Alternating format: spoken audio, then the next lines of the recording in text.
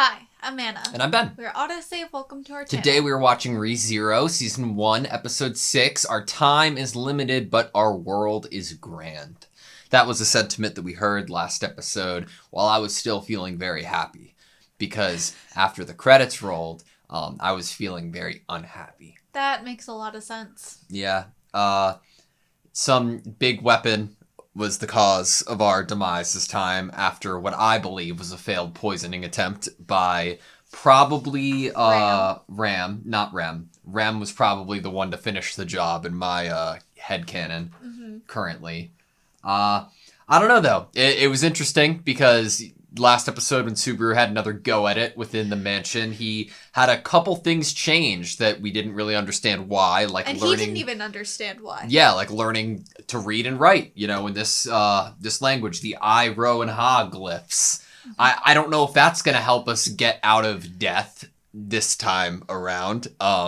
Maybe if he is so proficient at everything they could ever possibly teach him, then they definitely would need to keep him around and not kill him because he's such a commodity, Yeah, he's an asset to the mansion and to the team. All I know is that my curiosity wants to know what this giant weapon looks like, or this weapon that is being dragged on the floor and cutting off Subaru's arm and killing him. I have curiosity, yes, of what it looks like and who is the holder of this weapon, but I also am terrified. Yeah, bad vibes for Roswell currently. It's like, I don't know, Hisoka, but like, oh my god, yeah, worse. especially the bath scene. That's all I could think about, too. Yeah. Yeah. I don't know, though. Ready? Yeah. Sweet. Oh, man.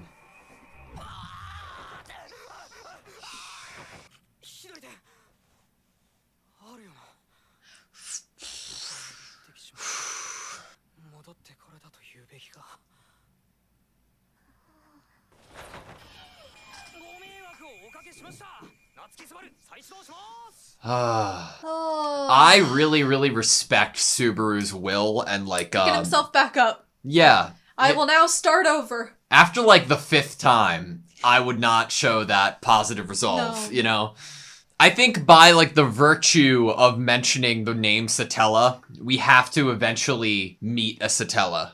Or understand why she gave that name. No, we need to meet someone. Maybe Mother? It's my first day.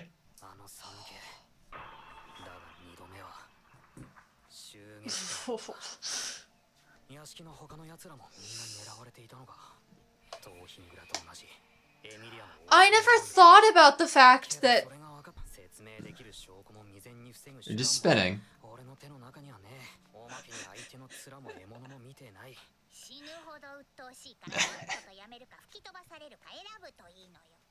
That makes that so creative. Oh my god, that's so good.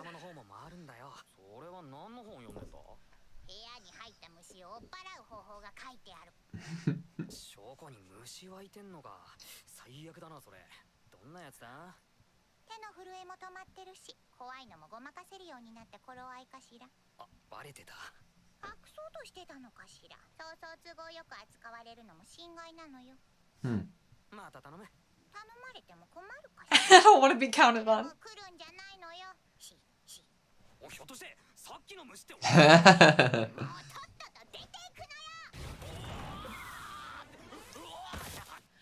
I'm really interested by the idea that, like, what if it was someone not a part of the mansion that killed him that night?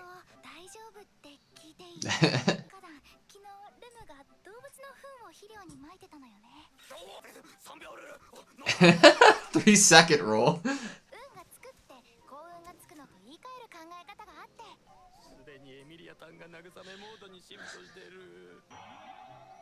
Maybe we ask for something different from Puck this time. Nice. That does the job. Yep. Are we actually watching Demon Slayer? Puck has this sense of chaos to him, and like, it's really I don't endearing. know. It's kind of terrifying too.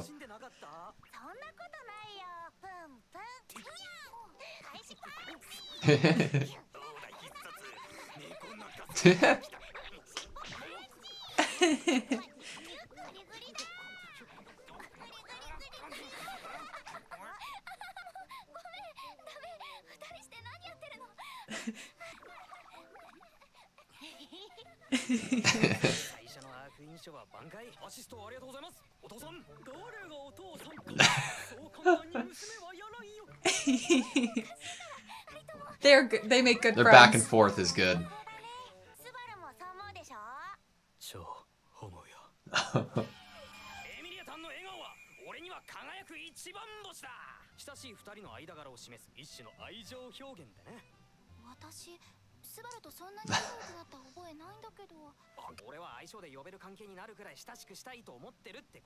Yeah.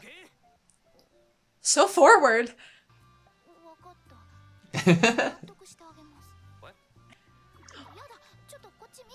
I mean, it was very forward what he just said.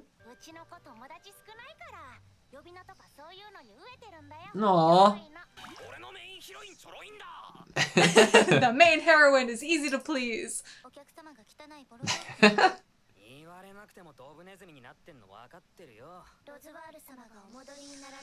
Alright. Okay, what are we gonna ask for? The resolve. Same, I feel that.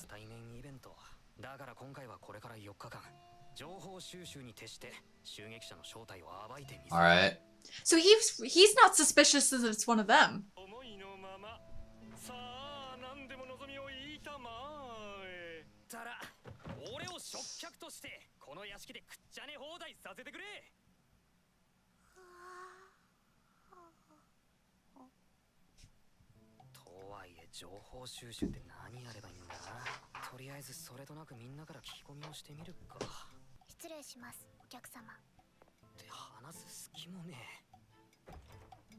There has to be a distance now. You're a house guest. Yeah.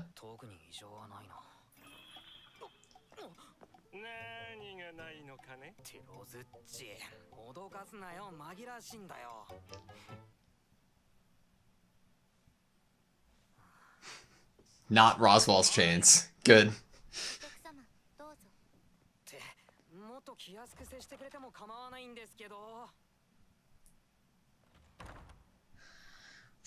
There's a difference in their relationship and dynamic now.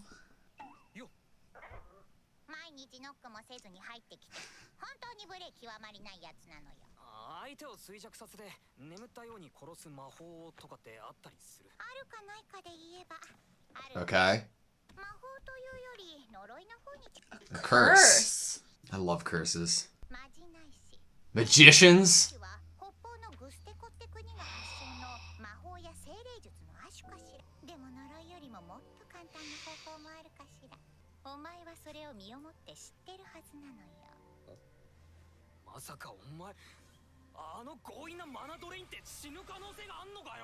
Interesting. Life force.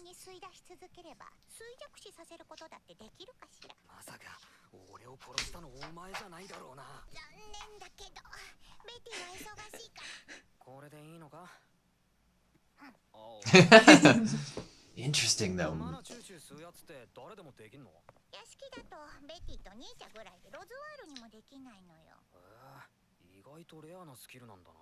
Puck didn't kill us, right? There's no way. She said only in this mansion, the two of us. Yeah. Outside person.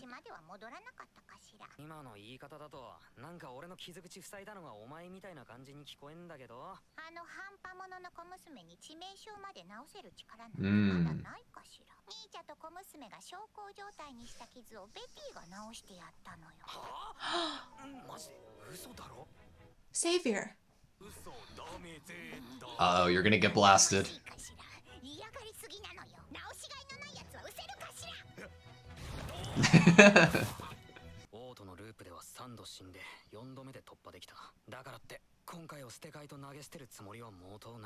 Love it.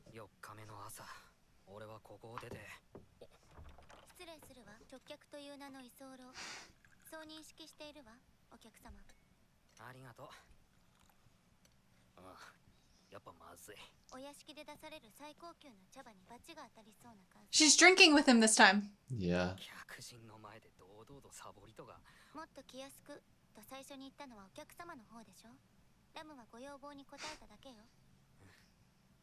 な常識観の違いを楽しめて面白かった。俺も地元のおとぎ話いくつか輸入してみようかな。泣いた赤鬼とか。泣いた赤鬼。なんなら話して聞かせようか。じゃあご清聴願おうか。昔々 Demons and ogres pique their interest. 青い鬼が住んでいました。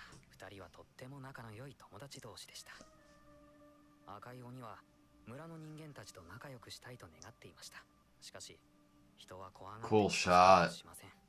赤鬼のためにある計画を思いつきました。 Red, blue, and purple in the middle. しかし日が経つにつれ気になってくることがありました。それはあの日から訪ねてこなくなった青鬼のことでした。赤鬼は青鬼の家を訪ねてみました。すると戸が固く閉まっていて張り紙が残されていました。それで旅に出ることにしました。けれども僕はいつまでも君を忘れません。おしまい。悲しいお話だわ。登場人物にバカしかいないんじゃないのとラムは思うわ。赤鬼も青鬼も村人たちも。青鬼の自己犠牲はすげえかっこいいけど、すげえ報われなくてバカだ。俺は頑張った分だけ報われたいと思うタイプだし。でもラムは赤鬼の方がどしがたいと思うわ。自分の望みに青鬼を巻き込んで、自分は何も失わずに青鬼に失わせただけ。赤鬼は本気で人間と仲良くしたいなら角でも折って人里へ降りればよかったの。青鬼が見ていられなくなる前に身を切るべきだった。そりゃまた随分と極端な意見だな。おい、お客様は鬼二人のどちらと仲良くしたいと思うの？願うばかりで尻拭いは人任せの赤鬼と、自己犠牲に浸るバカな青鬼と。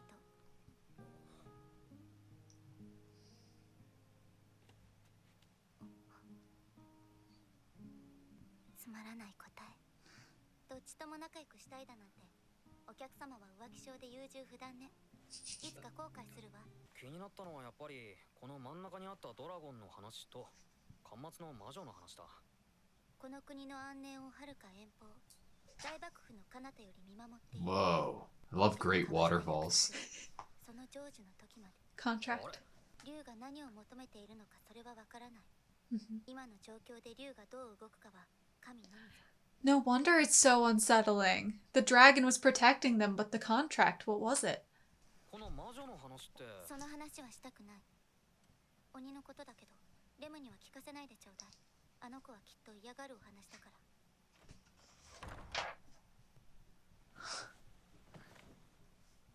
怖い魔女、恐ろしい魔女。その名前を呼ぶことすら恐ろしい。誰もが彼女をこう呼んだ。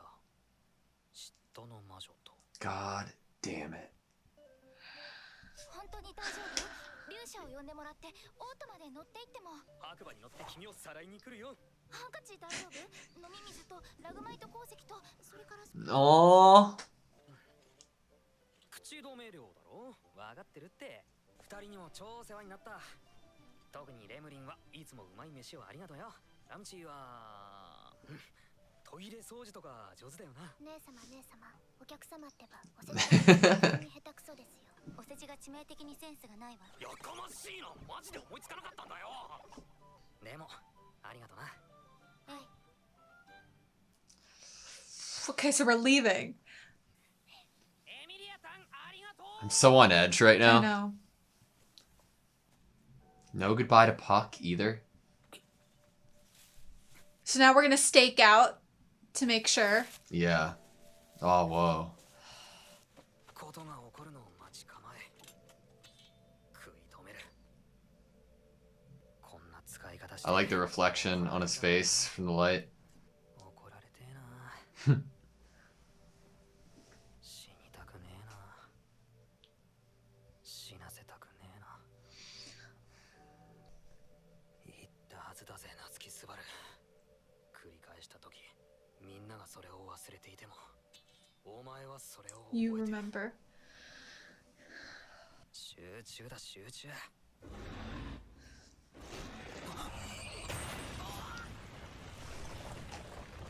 Got the A same ball sound as and last chain. episode, no?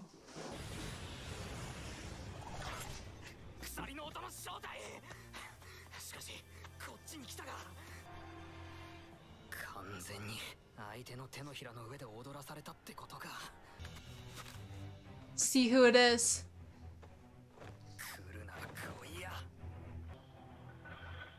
Are they gonna show us?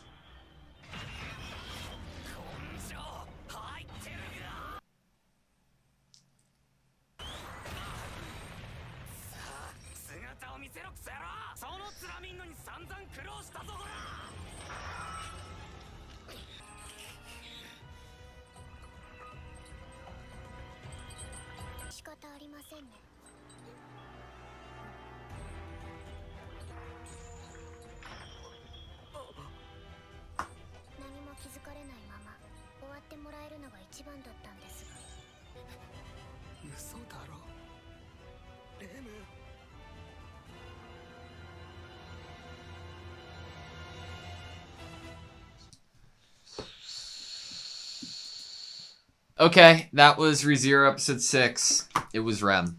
Yeah, like I didn't realize how much how I would feel upon actually seeing the reveal, even though we already guessed it. But that through that entire episode, I was so in my own head and so certain that the killer or Subaru's cause of death was within the mansion. And then that entire episode, I kept being like, oh no, but it could be somebody else, right? From the outside, the way that he's thinking. And then the fact that the attack happened before it was dark out, I was like, oh, it has to be somebody outside of the mansion because they just would have, of course, come upon Subaru before they got to the mansion, so it'd be earlier in the day, right? Nope, I'm stupid. You know what it was Rem. You know, in some stories, sometimes there's such thing as unreliable narrator, where you can't necessarily believe everything that the narrator or the main character is saying about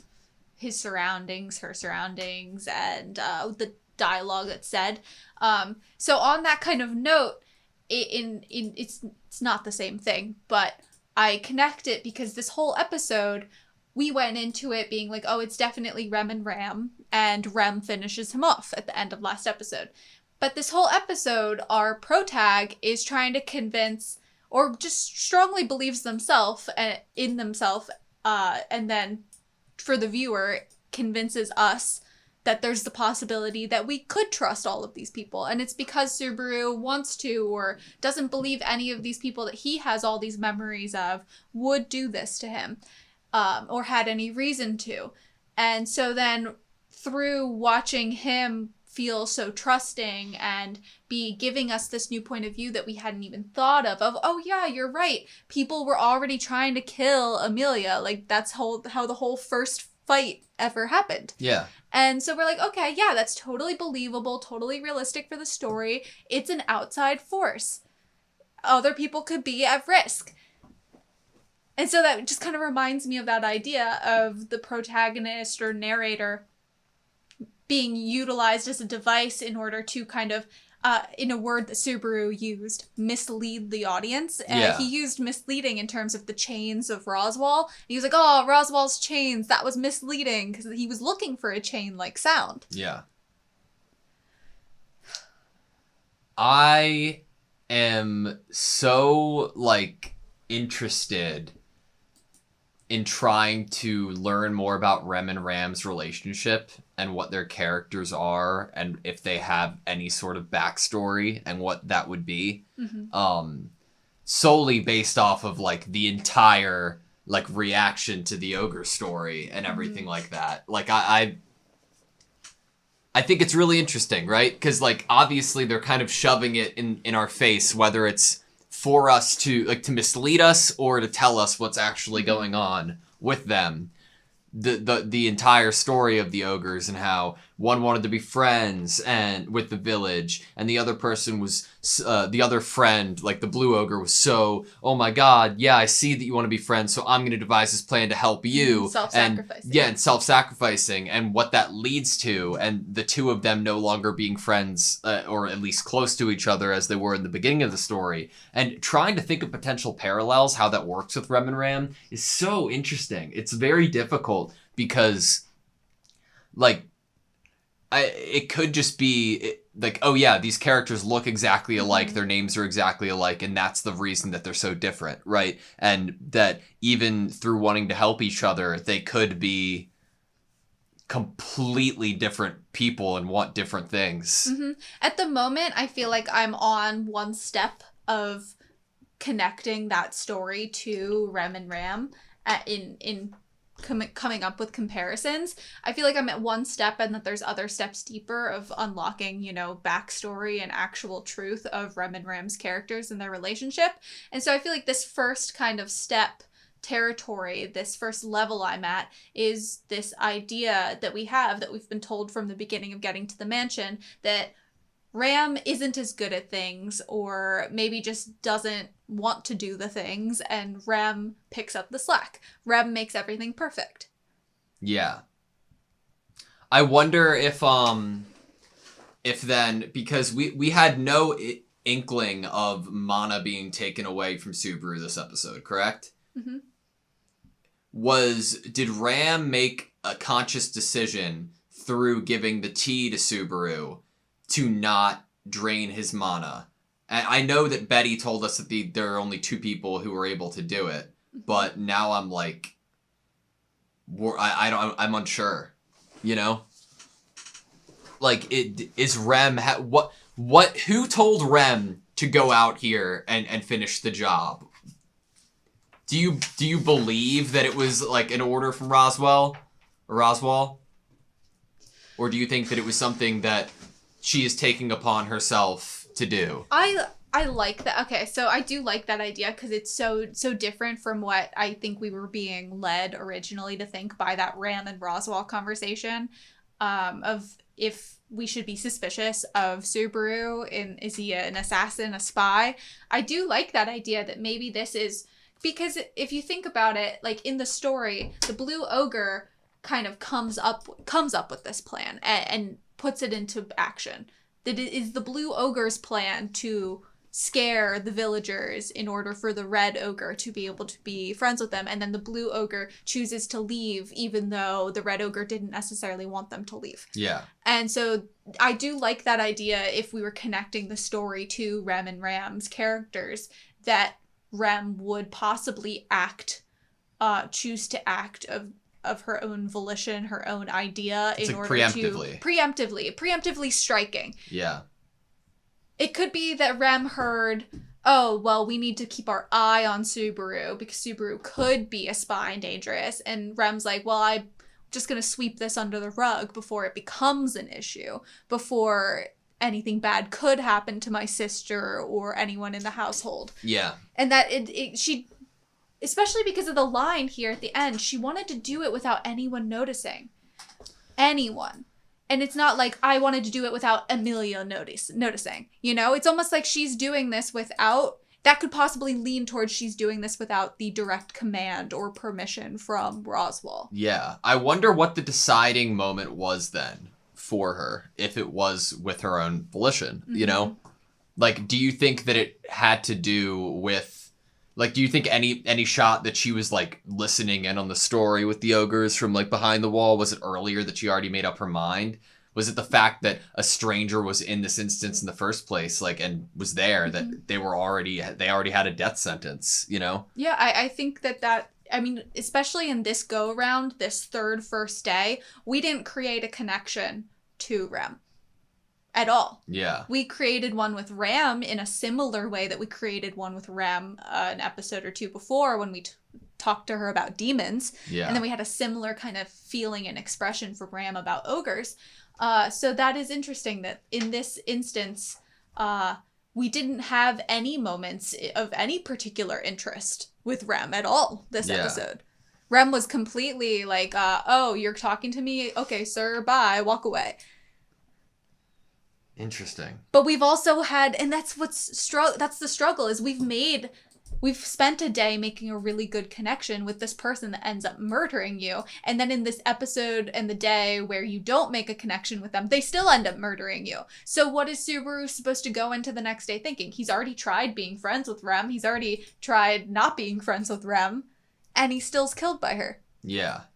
So what do you try? Because you would think, if this was the first instance, that he would think into himself in a logical way, oh, then my next day, I'll try to befriend Rem.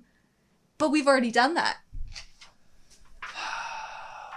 The conversation from last episode between Subaru and Rem, with Rem, like, leading to Rem smiling and, like, the whole, like, the demon conversation, and, like, I feel like Rem is, like, too smart for her own good. Like, and Ram is more, like, open.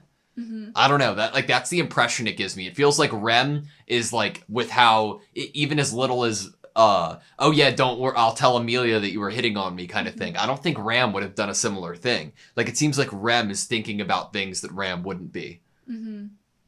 Rem is, Rem, I feel like, seems to be the character that puts herself in the position to be walked on or to be so self-sacrificial. And I do find it, I do like that Ram kind of asks Subaru, and he was like, well, would you really want to be friends with someone like, I don't know what the word she used when she described the blue ogre, but obviously self-sacrificial. But there was another word she used that was kind of like someone that's so, oh, I wish I remembered what it was.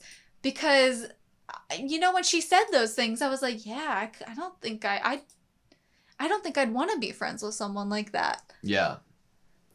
The stupid blue ogre who basks in his self-sacrifice. Yeah. There's something like a self-righteousness, like they love that about themselves, that they are so self-sacrificial. I'll take the heavy burden. Pompous. Yeah. I'll take it all, and I can handle it. I can bear the weight myself. Yeah. And I liked that language because it kind of opens up the negative side of someone who's self-sacrificial, how their mind might be working, how they view themselves.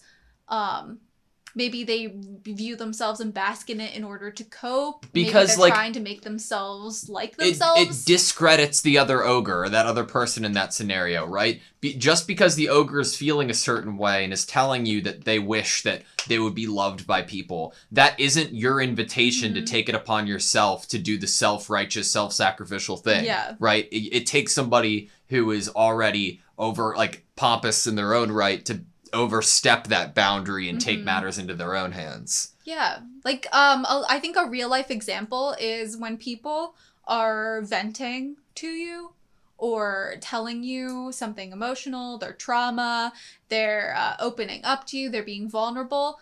In a lot of instances, they don't want you to fix it. Yeah. They just want to communicate, and they want you to hear what they're saying, and they want you to be a support for them. They don't want you to be like immediately jumping into action, because then it kind of will feel like a little bit maybe invalidating, like, oh, I just wanted you to listen to me and sit with me on this and be present with me, and you're already jumping into action trying to do something that I didn't even ask you to do, which would feel to that person who's already in a vulnerable state like they're being pushed out of the way. Yeah. And that it's not about helping them necessarily, it's just about look, I did something, I helped someone, you know. You're distancing yourself from like the actual person that's coming to you.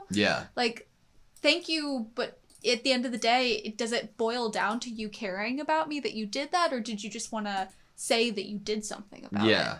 I did you feel at all that like there was like desire from Ram, like, for the story to continue? Because, like, I don't know if that was the intention. I don't know if it's a real story, because I've never heard of the ogre story before myself. Really?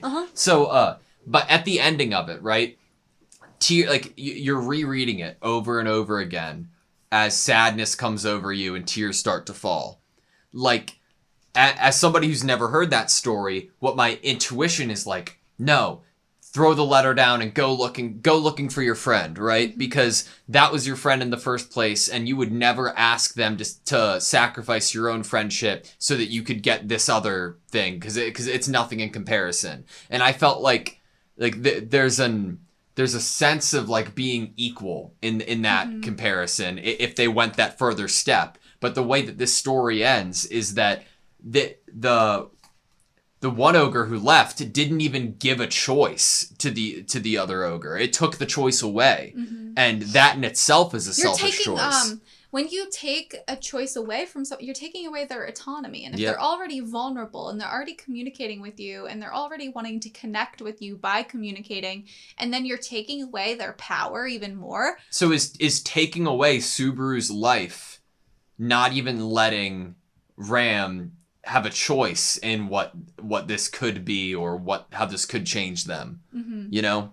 You're taking away Ram's autonomy if you're constantly following behind her and fixing things after her, cleaning up work that she didn't do as well. Because when perfect visual example from like an episode or two ago, Ram cuts all the bushes, and then you see Rem come right behind her, cutting all the bushes more. Yeah.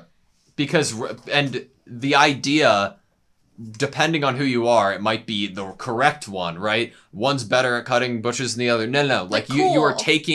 You are imposing your own will and your own idea of what is correct already by taking a step and trying to fix whatever the issue is, right? Yeah. It also could lend to a type of person who doesn't want to like look internally. And which is interesting because Ram says, don't tell Rem this story. I don't think she'd like it. If we're thinking about like the better outcome of things, like if God, the Rem and Ram thing will confuse me until the day I die. In terms of like Rem, like fixing the bushes, right, and doing the better job. Who's to say that's the better job? Especially when it comes to Subaru's life. Like if that's her decision there and doing what's right, who's to say that Ram trying to kill him, if that's what did happen and failing, wasn't the actual great decision or the better decision at the end of the day? They don't know that for sure. I think if I remember correctly in the visual of the shrubs, I don't feel like Ram did. I don't think Rem did any visual major difference to the bushes after Ram did. I thought she did. I thought she shaped it into a bunch of different things and like made them into like cool shapes and like figures. But isn't that overcompensating? It is. Because I'm pretty sure Rams didn't look like bad. If I'm remembering correctly, they just look trimmed, and it's that's so interesting. This character that it seems like wants to avoid looking internally at themselves so much that they're so focused on their sister, and protecting and sacrificing and overcompensating and almost suffocating. Yeah, taking away your choice, right?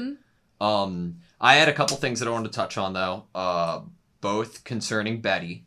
I like Betty. The scene of what appeared to be Betty spinning in circles, turning out to be Subaru just walking around circles of Betty was brilliant. Were you imagining Betty on one of those like spinny chairs, just like going like this in circles, like just sitting on a Roomba going down the hall or something? That's what I was picturing. I thought it was so creative and funny that like, it's just out of frame, right? Then you can kind of see it, and then it's so good. And the way that, like, the camera works, too. And if you actually follow the ceiling, then you're like, oh, now you get it when you watch it. But it could be either, the way that they animated it. It's so well done. I loved that. And there was also a really good line from Betty that I think is, like, this reminder about Subaru. And we got more of it last episode. And it's scary to me that I keep getting reminded of it. Because part of me doesn't want it to be the case in this show out of my own emotional stability. And part of me wants it to be the case out of how good the show is appearing to be. And that's like how taxing and how much of a toll this is all actually taking on Natsuki. Because like the idea of, I think the line from Betty was, oh, have you been able to mask your fear now? And like that's what he was looking to do, right? To be able to build up that character again, you know, it's okay, everything's okay, nice to meet you, here's another attempt. And that's a scary road to go down, because the stronger that will is means that once that will and that mask of trying to just be positive and optimistic gets dropped in the future for a second, it's going to destroy me emotionally, man. It's such good character writing. We're probably already gonna get that when he is faced with the fact that someone he would have not believed killed him is going to kill him. Faced with them the second you wake up. He's literally about to go through something that I think could possibly make it harder for him to jump up in the bed with a finger pointed at the ceiling. But during that instance, I will say that one kind of safety I do feel is that they are creating Betty to be a character that Subaru obviously feels very safe with. Yeah. In order to go there and pace around and think internally and work on his coping and masking of his fear. That there's a really great kind of potential that this is someone that he just innately kind of trusts. To a point where he probably wouldn't anyone else. Yep. There's something, maybe it's about the fact that Betty and Puck are spirits, that there's just another otherworldly feeling about them of security, but it definitely seems like Betty's room has become a safe space for Subaru through the last couple days he's lived. To Betty's disappointment. I suppose. I suppose Betty's disappointment. You know what? I'm really, really liking the show, though. It seems like the more we get into it, every episode that goes, it's like, I don't know. I'm more and more invested, and I can't say that for every show, unfortunately, but that we've ever watched on the channel. But I'm feeling like the first 5 episodes of a show kind of give you what it could be. And then the next 5 episodes tell you if the first 5 episodes told you what it's going to be, or the first 5 episodes set you up to go even deeper. And that's what I feel like we're at right now. Mm-hmm. I feel like we're going even deeper, and that is always a joy in regards to the show we're talking about. Yep. All right, that's all I have you. Yes. Thank you guys so much for watching this video. Please like, comment, and subscribe, and we hope to see you next time.